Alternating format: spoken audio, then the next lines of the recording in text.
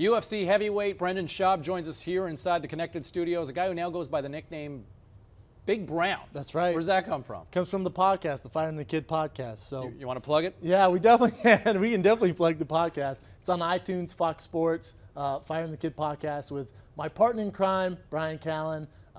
If you just listen to it once, I promise you won't regret it. You'll be hooked. Look at that. He's pimping already, and he's got a good suit to back it up. A little bit of style. You're taking on Andrei Arlovski at Yeah. UFC 174 here in Vancouver this weekend. I want to get to that in just a moment, but really the big story in the UFC over the last 24, 48 hours has been the story around Chael Sonnen testing positive for banned substances and now announcing his retirement. No, I'm just kidding. Yeah, exactly. Well played, though. I kind of act like I didn't know. You're talking about one of the best salesmen in the sport. The best. In the the best history. ever. None How better. does this impact the UFC?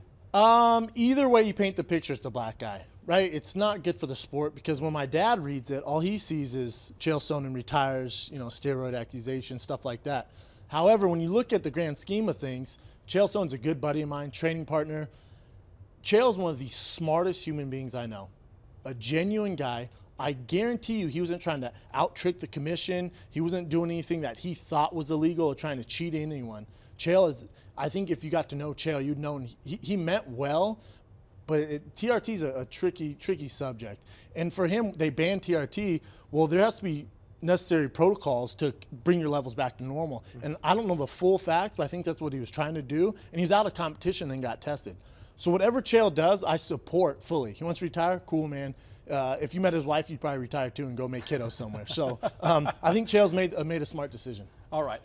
Looking ahead to your fight with Andrei Arlovski this week and just a couple of sleeps away from now.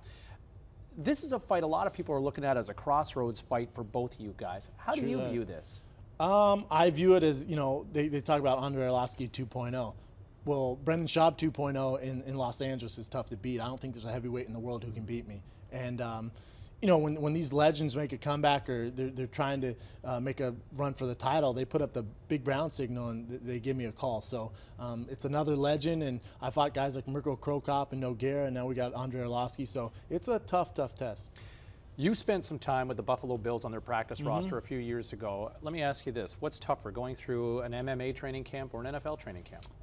It's not even comparable. And No? with the Buffalo Bills, I basically had a cup of coffee with them and they sent me on my way. So, I'm definitely known as a UFC world-class fighter now. And listen, training camp in the UFC is like nothing in any other sport. You're talking about 12 weeks, 2 a day, 6 days, a week, and you only have one off day. There's no off season. So after this fight, I might take a week or two off, then I'm back in the gym getting ready for the next monster. So there's no off season. That's the difference in our sport. You have no shortage of opinion, obviously hosting a podcast. Yeah. So as a guy who played in the NCAA, a tight end and a fullback with the Colorado Buffaloes, hot debate these days regarding NCAA athletes. Should they be paid? Of course, this is easy. Oh, you're giving them a college education? Most guys don't graduate. And the classes that they give you to graduate are some BS. I'm not going to cuss on air, but it's some BS. So the education they're getting is not very good.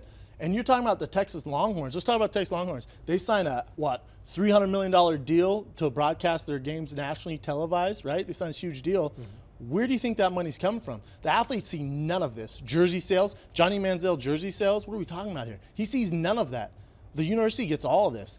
And you're saying they get a free education. Well, it doesn't work that way. There has to be a change. The guys need to create a union and start fighting back. You have to. Think about the bowl games. Think about BCS.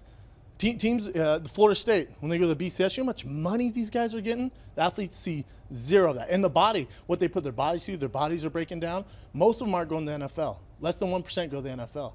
So after all this, the university's fine. They make all their money. These athletes' bodies are beat up. They see nothing from it. I can't imagine too many lawyers who are going to argue with you. At least Tell you what, if you want me to lead the way, I don't have time right now, but maybe later. I'll tell you what, we'll talk again after UFC 174 this weekend in Vancouver. It's Brendan Schaub and Andrei Arlovski.